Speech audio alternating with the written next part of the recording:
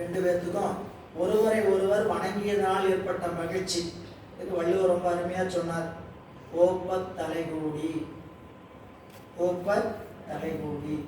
இரண்டு கற்றவர்கள் அறிவுடையவர்கள் சந்தித்து கொண்டா அவங்க ஒருத்தர் ஒருத்தர் பிரிந்து கொள்வதற்கு ரொம்ப வருத்தப்படுவாங்க. சரி, இப்போ நாம ரெண்டு படித்தவங்க நல்லா நிறைய படித்தவங்க சேர்ந்து நம்ம சண்டை போட்டுட்டு இருக்கோம். நாம் பேசுறது சரியா, நீ பேசுறது சரியா? அதுதான் உலகியல் நிலைக்கு அருளியல் நிலைக்கு இருக்கக்கூடிய வேறுபாடுகள். ஓப்ப தலைமூடி உள்ள பிரிதல் அனைத்தே புலவர் தொழில். கல்வியினுடைய சிறப்பு என்னன்னு கேட்டீங்கன்னா, ஒருவரை ஒருவர் கல்வி உடையவர் சந்தித்து கொண்டால் மகிழ்ந்து நிற்பார். சரி, ஏன் இந்த கல்வியினுடைய தரம் அப்படிப்பட்டது. கற்றதினால் ஆய பயன் இறைவனுடைய திருவடியை சார்தலே. கல்வியில் அதிகாரம் எடுத்துட்டு படிச்சீங்கன்னா என்ன கல்வியினால் ஆகக்கூடிய அதிகபட்ச பயன் இவ்வளவு தெரிஞ்சு இந்த கல்வியை கற்காமல் இருக்கிறேன். யாதானும் நாடாமல் ஊராமல் என்பொருவன் சாந்துணையும் கல்லாதவன். எந்த ஊர் போனாலும் எந்த ஊர் படிச்சவனுக்கு எந்த ஊர் போனாலும் சிறப்புன்னு சொல்றாங்க. கற்றவனுக்கு செல்வனம் எல்லாம் சிறப்புன்னு சொல்றாங்க. அப்படி தெரிஞ்சுக்கிட்டோம் நீ இன்னும் கற்றுக்காம இருக்கிறியப்பா அப்படின்னு வருத்தப்படுவார். புரியல? அப்படி இந்த கல்வியினுடைய பெருமை ஒரு பக்கம், அருட்தன்மையில் நிறைந்திருக்கும். அதை ரெண்டு பேரும் சந்திச்சுக்கிட்டு என்ன பண்றாங்களா, ரெண்டு பேருக்கும் இன்பம் பெறுகிறது. வள்ளுவர் அந்த திருக்குறள் அதிகாரத்திலே சொல்லுவார், தாமின் உருவது உலகின் புறக்கண்டு காமுறுவர் கற்றறிந்தார்.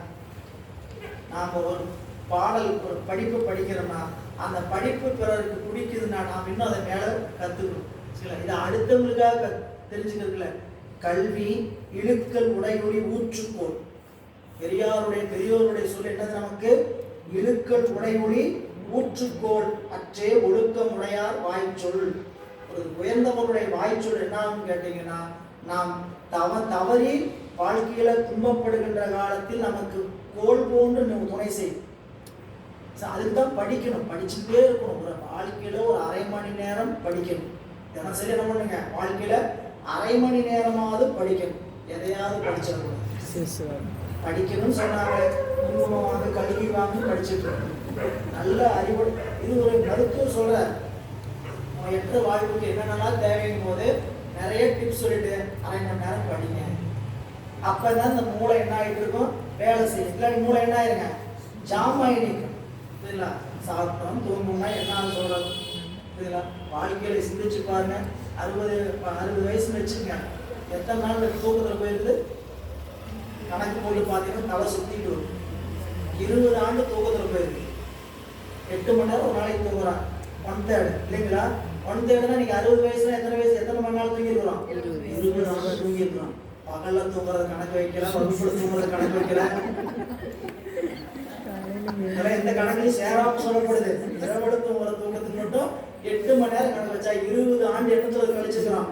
தூக்கத்திலேயே கழிச்சிருக்கிறோம்னா என்ன சொல்றது? புரியல? அதான் நம்ம இருந்துதான் ஆகணும்.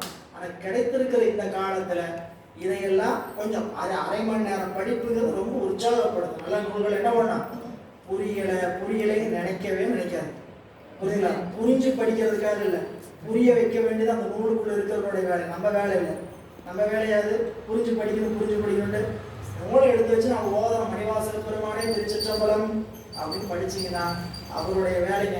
பொழுதுனைக்கு அவரை கூப்பிட்டுட்டே இருக்க என்ன பண்ணுவார், என்னப்பா எனக்கு கூப்பிட்டுட்டே இருக்கிறதா வந்து எங்கேயா சொல்லி கொடுத்துட்டு போயிடுவார். புரியல? இனிமேலாவது எனக்கு கூப்பிடாதப்பான்னு. புரியல? நூல் படிக்கிறது தான் நம்ம படிக்கணுங்கிற ஆர்வம் ரொம்ப குறைவா இருக்குது. என்னன்னு கேட்டீங்கன்னா, எடுத்து வச்சா தூக்கம் வருதுங்கய்யா, அப்படித்தான் வரும். வராமையா இருக்கு. தூக்கம் வரதான் ஏன்னு கேட்டீங்கன்னா, இவ்வளவு நாள் பயிற்சி இல்லாத ஒன்று ஒரு விஷயத்த என்ன பண்றோம், புதுசா ஆழ்ந்து சிந்திக்கிறோம். அப்ப அறிவு என்ன ஆகும், ரொம்ப வேலை செய்யும். என்ன ஆயிடும், சோர்ந்து விடும். இல்ல இது என்ன, கொஞ்ச நாள் பயிற்சி பண்ண அது நம்ம போல பயிற்சி.